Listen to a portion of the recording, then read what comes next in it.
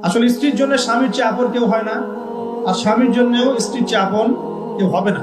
স্ত্রীকে নিয়ে মাঝে মাঝে আকাশের তারা দেখবেন, এটা সুন্নত।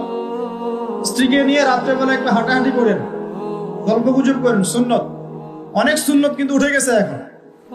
মাঝে মাঝে খেতে বসবেন, একটা প্লেটে খায়েন, একটা প্লেট, বড় প্লেট, এক প্লেটে খাওয়ার অভ্যাস করেন।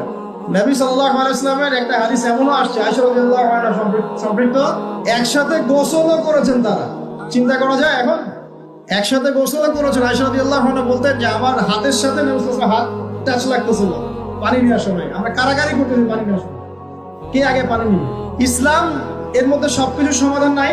ইসলাম এমন একটা religion, complete code of life, যেখানে প্রতিটা বিষয়ের হেদায়েত আছে। এমনকি পরিবারের এই ছোট ছোট বিষয়গুলো, স্ত্রীকে মাঝে মাঝে হাতে খাইয়ে দিবেন, সুন্নত, নেকি পাবেন।